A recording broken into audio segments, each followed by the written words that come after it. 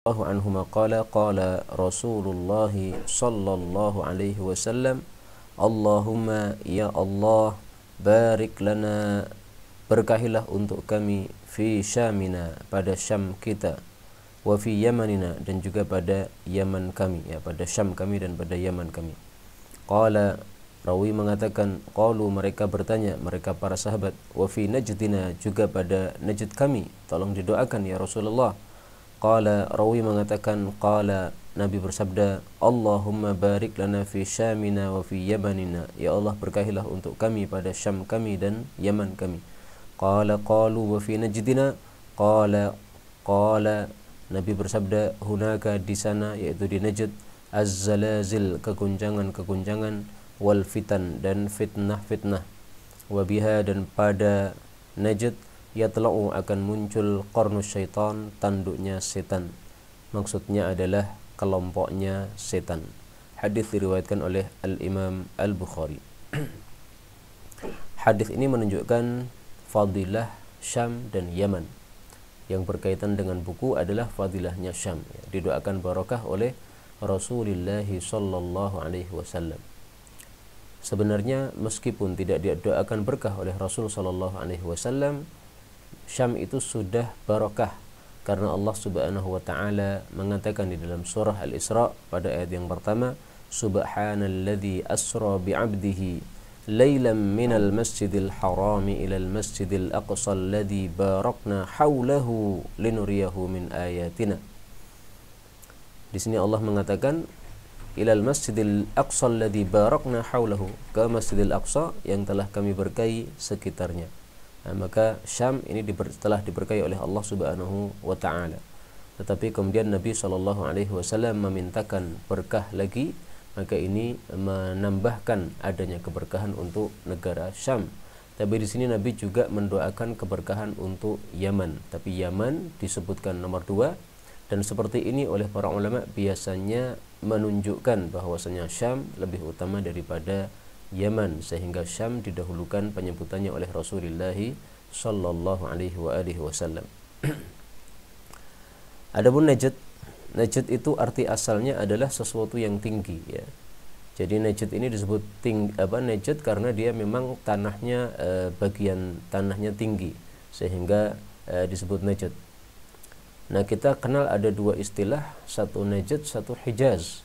Makkah, Madinah itu semuanya termasuk Hijaz, sehingga tidak termasuk Najd.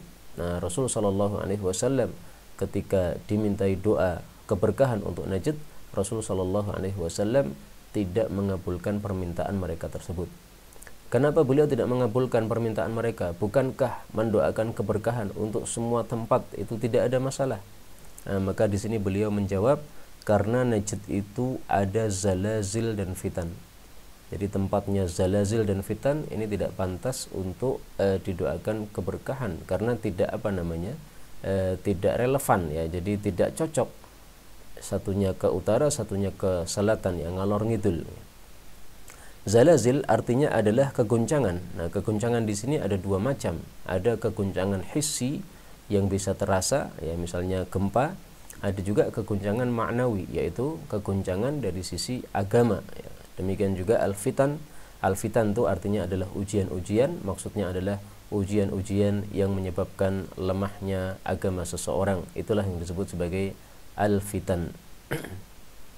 Maka segala maksiat-maksiat yang muncul gara-gara suatu alat misalnya, maka itu adalah termasuk fitnah, karena bisa melemahkan agama dengan sebab maksiat tersebut.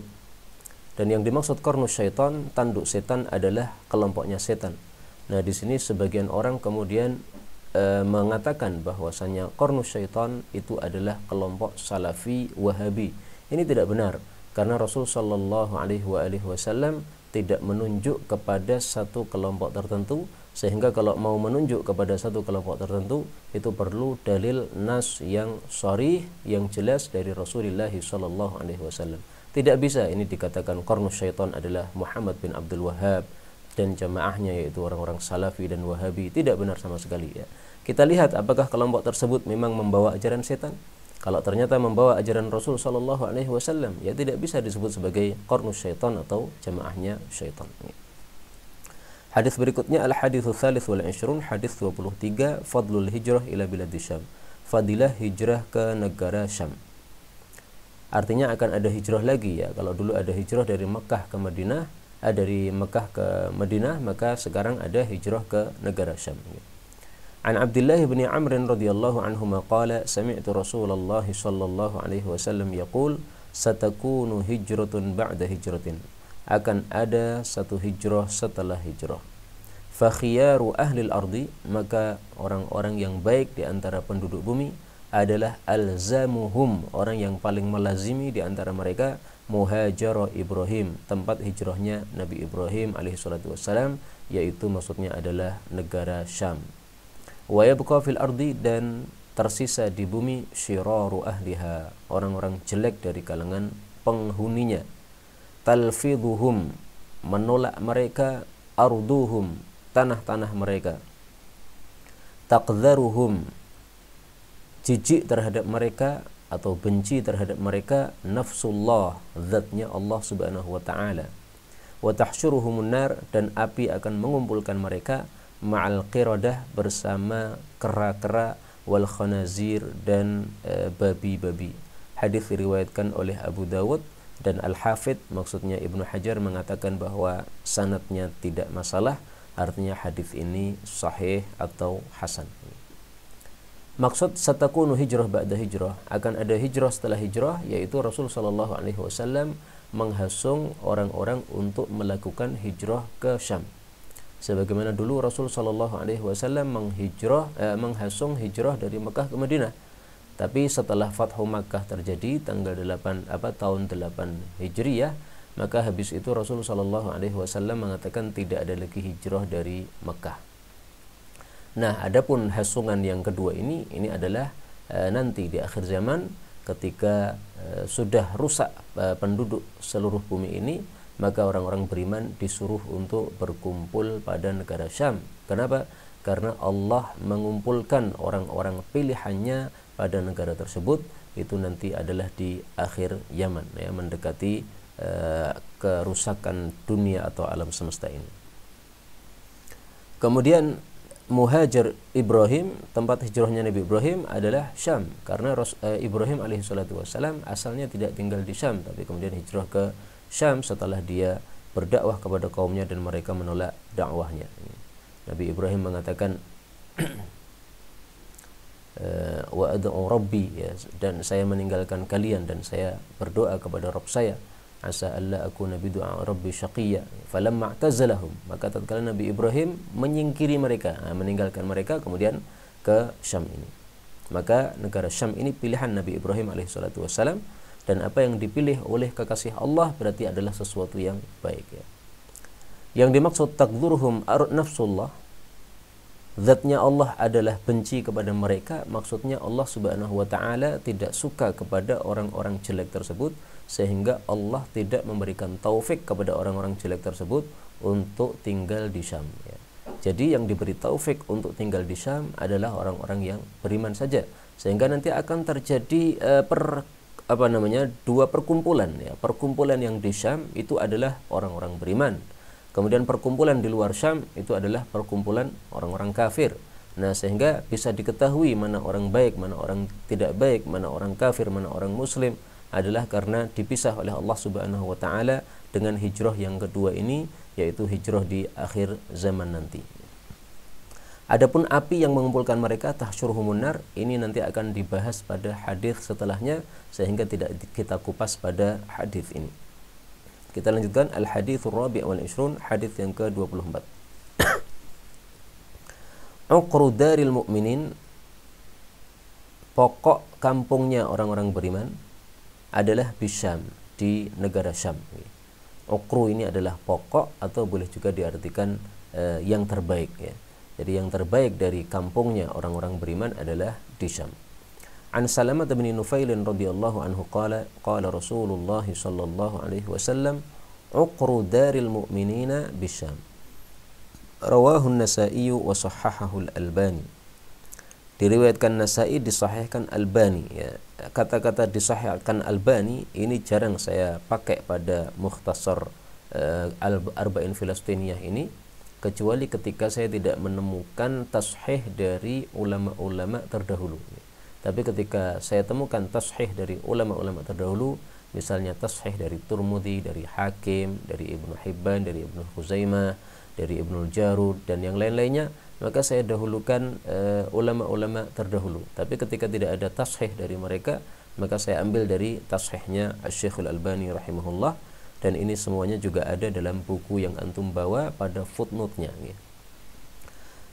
Wa uqruddari, adapun yang dimaksud uqruddar itu adalah asluha, pokoknya. Ai, maksudnya adalah yakunu, Syam itu menjadi waqtal fitani, pada waktu terjadinya fitnah-fitnah yang merusak agama, itu adalah aminan ya, negara Syam itu aman. Jadi hadis ini menguatkan hadis sebelumnya, bahwasanya Rasul sallallahu alaihi wasallam menghasung umat Islam nanti di akhir zaman untuk hijrah ke negara Syam. Maka hijrah ini ada 3 macam yang dihasung oleh Nabi sallallahu alaihi wasallam. Hijrah yang pertama dulu dari Mekah ke Madinah.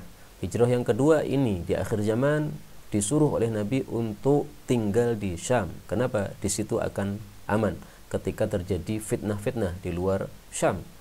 Nah, tetapi ini terjadinya adalah di akhir zaman, sebagaimana kita baca dari kalimat-kalimat hadis-hadis yang berbicara tentang masalah ini.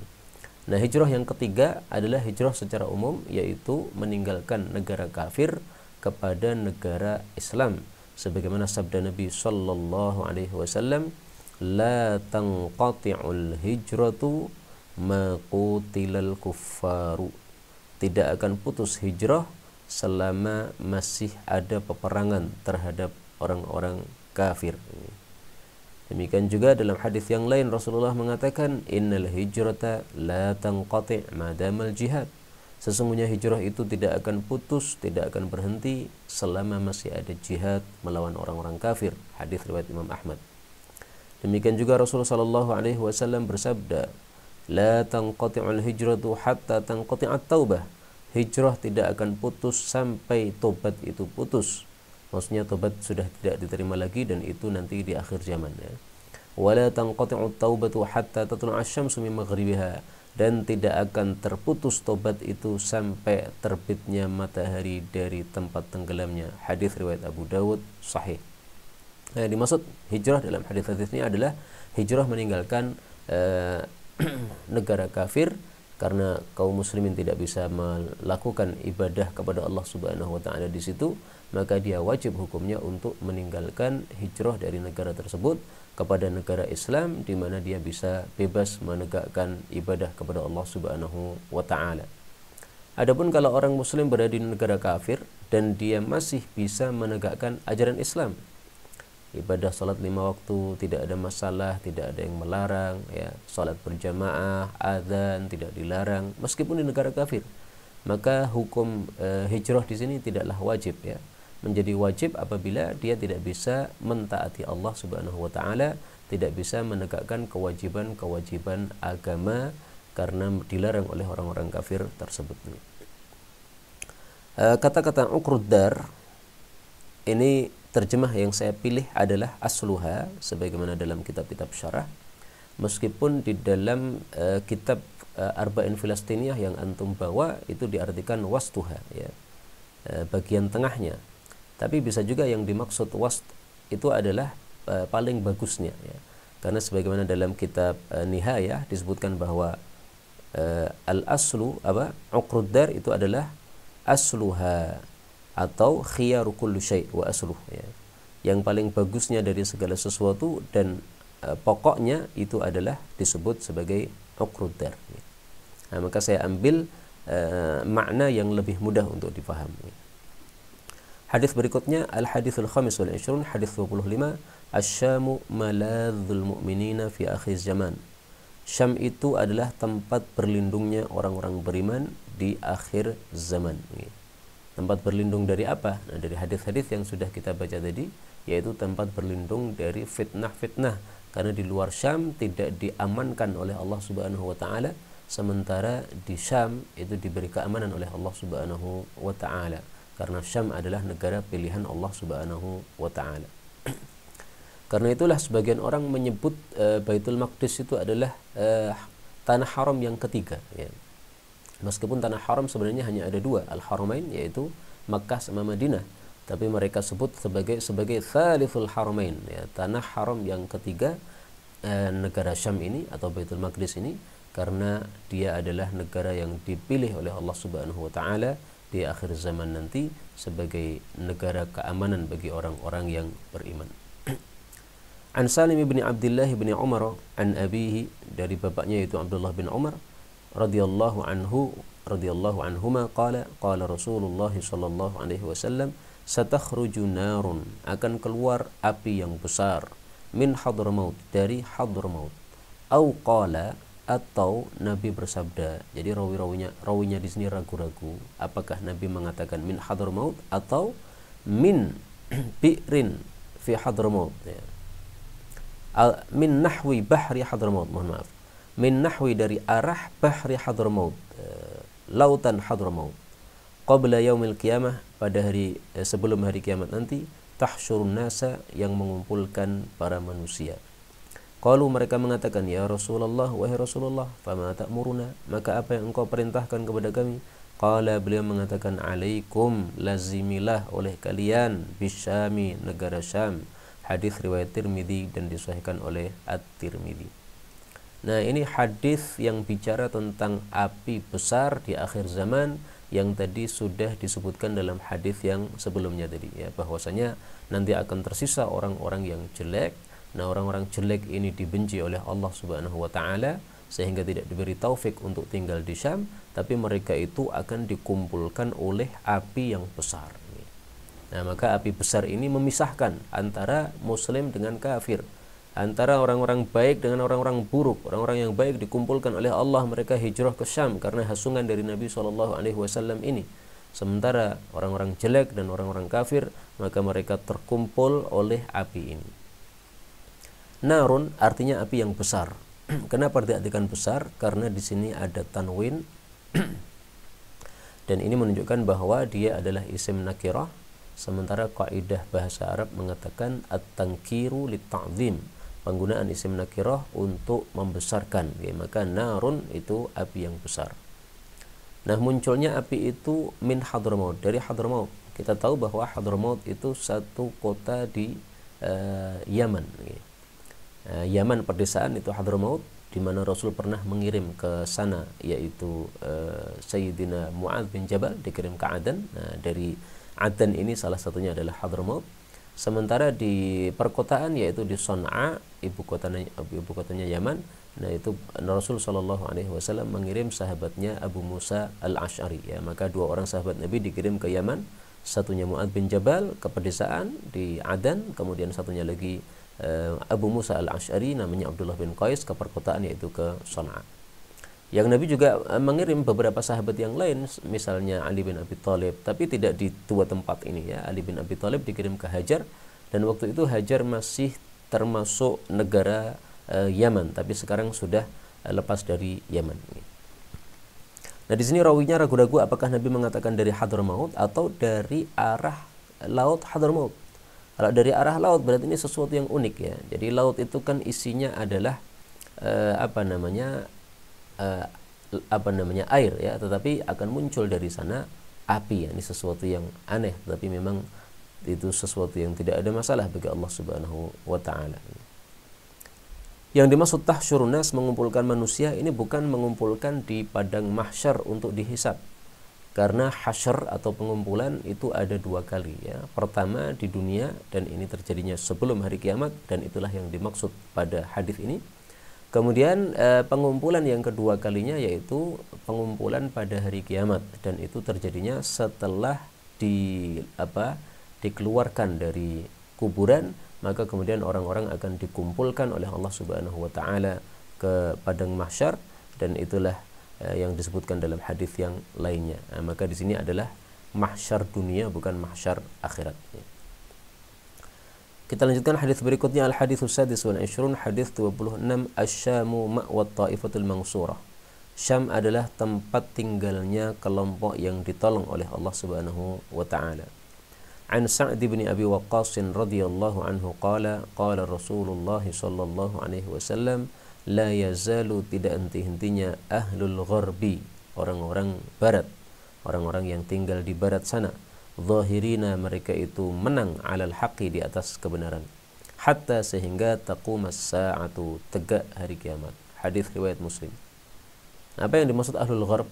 Apakah orang-orang barat, yaitu Amerika dan sebagainya? Tidak, ya. Qala al-Imam Ahmad, Imam Ahmad mengatakan ahlul gharbi ahlus syami. Yang dimaksud ahlul gharbi adalah orang-orang atau penduduk Syam.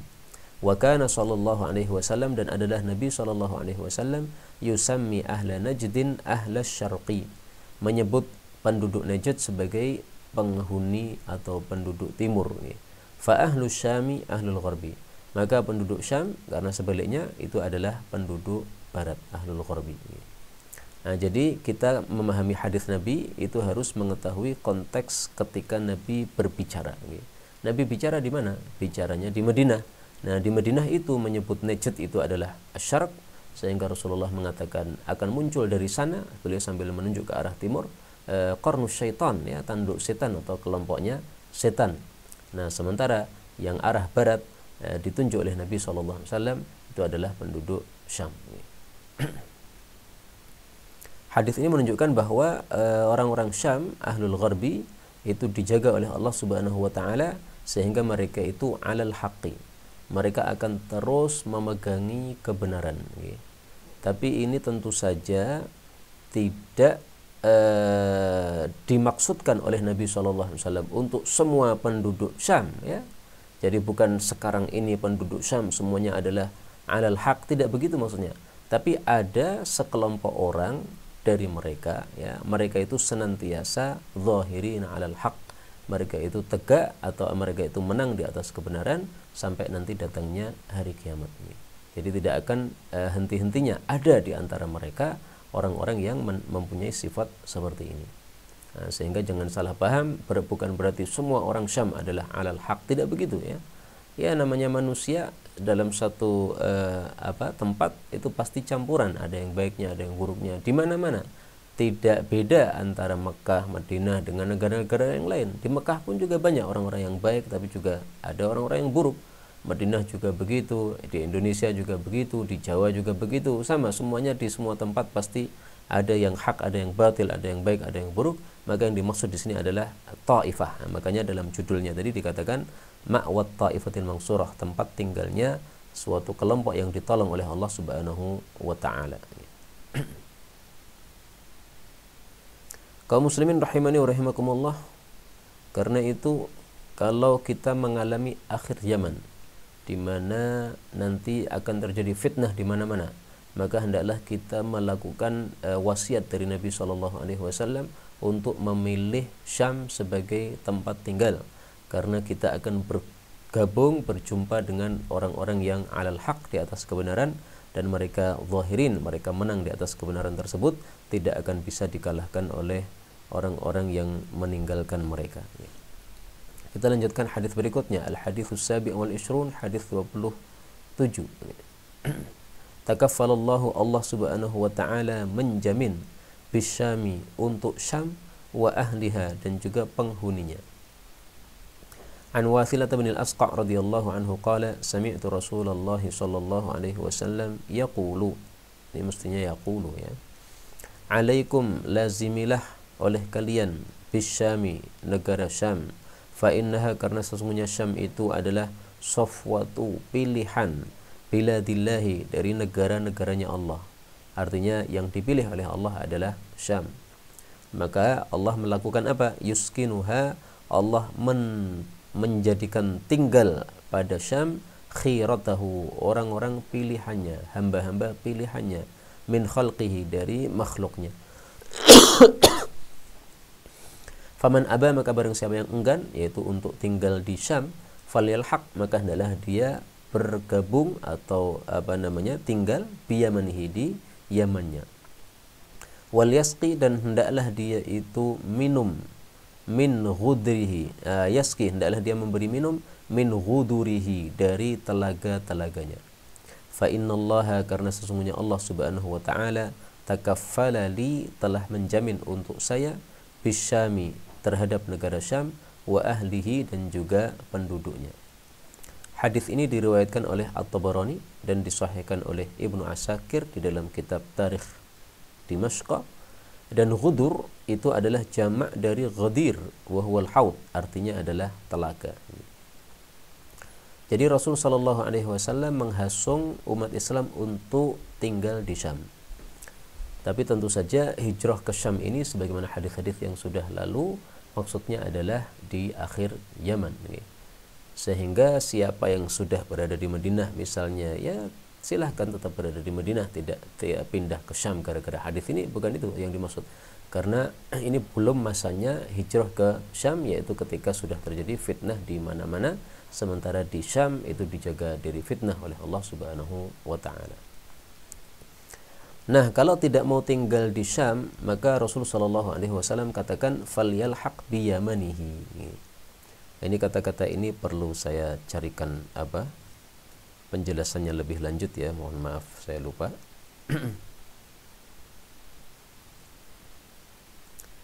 Karena Yaman dengan Syam itu tidak ada kaitan, artinya Yaman tidak termasuk Syam. Lah kenapa kok dikatakan hendaklah bergabung pada Yamannya, yaitu Yamannya Syam, seolah-olah Yaman termasuk Syam, padahal Yaman tidak termasuk Syam. Nah, maka di sini dijelaskan oleh para ulama, adhafal Yaman ilaihim li'annahu khataba bihil Arab. Nabi mengidhafahkan Yaman kepada mereka karena Nabi sallallahu alaihi wasallam bicara kepada orang-orang Arab. Nah, ini penjelasnya begitu. Jadi ini bukan berarti bahwasanya Yaman itu termasuk dari negara Syam. Jelas Yaman itu bukan termasuk dari negara Syam. Tetapi maksudnya adalah kalau tidak mau tinggal di Syam, maka solusi yang lain adalah tinggal di Yaman. Nah, kemudian Nabi Shallallahu Alaihi Wasallam kembali bicara tentang Syam tadi ya. Wal yasqi min ghudurihi. Nah, ini dijelaskan oleh para ulama. Ini adalah kebiasaan orang-orang Syam. Mereka biasanya membuat telaga-telaga. Masing-masing orang membuat telaga untuk dirinya.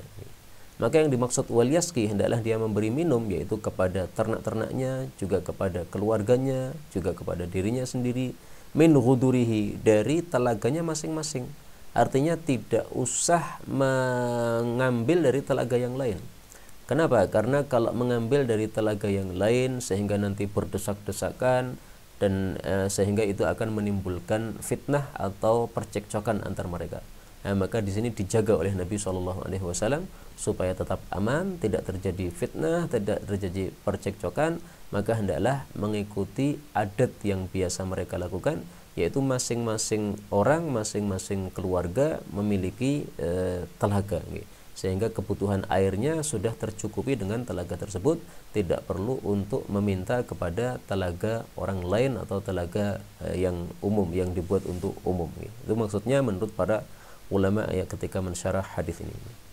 Kemudian kata-kata wal yasqi ini beberapa kitab saya baca itu diharokati wal yusqa, hendaklah dia diberi minum. Ya tidak ada masalah ya, tetapi mungkin lebih baik kalau dibaca wal yasqi, hendaklah dia memberi minum, yaitu kepada keluarganya, kepada ternaknya, juga kepada dirinya sendiri. Ini maknanya lebih umum ya. Kemudian yang dimaksud takaffala li bisyam, Allah menjamin untuk saya terhadap negara Syam, itu maksudnya adalah menjamin untuk menjaganya. Jadi di tempat-tempat yang lain tidak dijaga oleh Allah, maka fitnah di sana terjadi bertubi-tubi ya, yang merusak agama. Tapi Syam ini dijaga oleh Allah Subhanahu wa taala. Tidak hanya Syam, wa ahlihi, juga orang-orang yang tinggal di sana, penghuninya. Tetapi kata para ulama, yang dimaksud penghuni di sini adalah al-qa'imina ala amrillah. Penghuninya yang tegak di atas perintah Allah Subhanahu wa taala. Adapun tinggal di sana tetapi tidak mentaati Allah, tidak melakukan perintah Allah, tidak meninggalkan larangan Allah, ini bukan termasuk orang-orang yang dijamin dijaga oleh Allah Subhanahu wa taala. Wallahu a'lam bis-shawab. Hadis terakhir pada pertemuan kali ini, al-haditsus tsamin wal 20, hadis 28. Malaikatullah, para malaikatnya Allah, basitatun ajnihataha, mereka menghamparkan sayap-sayapnya, ala syami, kepada Syam. Ini boleh juga dibaca basitatu ajnihatiha, menghamparkan sayap-sayapnya. Kalau basitatun maka ajnihataha, taknya di fathah karena sebagai maf'ul ya. Tetapi kalau basitatu tanpa tanwin maka berarti ajnihati karena dia sebagai mudhaf ilaih. Ya, mudah-mudahan bisa dipahami. An Zaid bin Thabit radhiyallahu anhu qala sami'tu Rasulullah sallallahu alaihi wasallam yaqul ya tuba, alangkah bahagianya lisyami, untuk negara Syam. Qalu, mereka bertanya, ya Rasulullah, wahai Rasulullah, wa bima dzalika, dengan sebab apa hal itu? Bima ini bima ini asalnya adalah bimadza ya, dengan sebab apa, tapi kemudian disingkat menjadi bima. Kemudian karena disingkat dzalnya dihapus, maka harus dihapus juga alifnya menjadi wabima. Seperti amma itu asalnya ammadza, kemudian dzanya dihapus menjadi amma ya, tapi kemudian alifnya dihapus sehingga jadi pendek, amma. Wabima dzalik, dan dengan sebab apa hal itu? Qala, Nabi mengatakan, tilka, itu adalah malaikatullahi, malaikat-malaikat Allah, basitatun, membentangkan ajniyataha, sayap-sayapnya, ala Syami, kepada Syam. Hadis diriwayatkan oleh At-Tirmidzi dan dihasankan oleh At-Tirmidzi. Para malaikat membentangkan sayapnya kepada Syam. Ini maksudnya adalah menjaga, penjagaan dari Allah Subhanahu wa taala. Allah kirim para malaikat untuk membentangkan sayap-sayapnya kepada Syam. Nah, masalah gaib seperti ini tidak perlu kita bahas secara lebih dalam lagi. Cukup kita imraruha kama ja'at ya, memahaminya sebagaimana zahirnya ya. Ada malaikat-malaikat menghamparkan sayapnya pada Syam, ya kita terima apa adanya. Dan memang malaikat itu diciptakan oleh Allah Subhanahu wa taala, punya sayap-sayap sebagaimana disebutkan oleh Allah di dalam Al-Qur'an, uli ajnihatin mathna wa thulatha wa ruba' yazidu fil khalqi ma yasha'. Nah, jadi masna wa thulatha wa ruba' itu tidak hanya poligami ya. Kalau masna wa thulatha wa ruba' poligami itu pada surah An-Nisa ayat 3. Tapi pada surah Fatir ayat 1 ini masna wa thulatha wa ruba', ini bicara tentang sayap para malaikat. Allah mengatakan ja'ilil malaikati rusulan. Allah itu menjadikan para malaikat sebagai utusan-utusan. Nah, maka rasul itu ada dua macam. Ada rasul samawi yang dari langit, ada rasul ardi yang di bumi, yaitu para nabi. Nah, para malaikat ini uli ajnihatin, memiliki sayap-sayap. Mathna, ada yang 2 sayapnya. Wa thulatha, ada yang 3 sayapnya. Wa ruba', ada yang 4 sayapnya. Apakah sampai di situ batas terakhir? Tidak ya. Kalau di poligami itu batas terakhir ruba', karena Allah sudah tidak membahas lagi. Tetapi pada ayat ini Allah masih melanjutkan yazidu fil khalqi ma yasha'. Allah itu menambah pada makhluknya apa yang dia kehendaki. Artinya tidak terbatas sayapnya malaikat hanya sampai 4 ya. Makanya Allah mengatakan yazidu, Allah itu menambah. Maka dalam hadis yang sahih, malaikat Jibril itu pernah dilihat oleh Nabi 2 kali dalam bentuk yang asli, lahu sittu mi'ati junah. Dia memiliki 600 sayap, malaikat Jibril ini. Nah, saya nggak ngerti ya, apakah itu dihitung langsung oleh Nabi SAW 600 sayapnya, ataukah itu pemberitahuan dari Allah bahwa itu sayapnya 600, atau beliau tanya kepada malaikat Jibril sayapnya 600. Karena kalau kita disuruh menghitung 600 ya susah juga ya, apalagi sayap ketika tidak sedang terbuka semuanya, apakah kita bisa menghitungnya dengan mudah. Nah, masalah-masalah gini tidak perlu kita bahas secara detail. Yang penting hadis ini menunjukkan bahwasannya Syam adalah negara yang dipilih oleh Allah, sehingga Allah menjamin keamanan untuk Syam. Allah mengumpulkan di Syam hamba-hambanya yang dipilih oleh Allah Subhanahu wa taala. Fitnah-fitnah terjadi di mana-mana, Syam masih aman, dan Allah suruh para malaikat untuk menaungi Syam dengan sayap-sayapnya, menghamparkan sayap-sayapnya untuk Syam. Inilah yang dapat kita baca pada sore hari ini. Insyaallah hadis 29 akan kita lanjutkan pada pertemuan yang akan datang. Wallahu a'lam bissawab. Walhamdulillahi rabbil alamin. Kalau tidak ada pertanyaan, saya tutup dengan saya mengajak semuanya untuk mendoakan saudara-saudara kita yang sakit ya, karena ada beberapa saudara kita yang sakit, termasuk saudara kita yang bertugas untuk lancarkan kajian qoi ini ada sebagian yang sakit nih. Kita doakan semuanya. Bismillahirrahmanirrahim. Allahumma salli wa sallim wa barik ala Muhammad wa ala ali Muhammad. Allahumma inna nas'aluka al-khaira kullah wa na'udzubika minasyarri kullih. Allahumma shfi mardal muslimin ajma'in. Nas'alullah al-'azim rabbal 'arsyil 'azim ay yashfiyahum. Nas'alullah al-'azim rabbal 'arsyil 'azim ay yashfiyahum. Nas'alullah al-'azim rabbal 'arsyil 'azim ay yashfiyahum. Nas'alullah al-'azim rabbal 'arsyil 'azim ay yashfiyahum. Nas'alullah al-'azim rabbal 'arsyil 'azim ay yashfiyahum. Nas'alullah al-'azim rabbal 'arsyil 'azim ay yashfiyahum. Nas'alullah al-'azim rabbal 'arsyil 'azim ay yashfiyahum. Rabbana atina fid dunya hasanah wa fil akhirati hasanah wa qina 'adzabannar.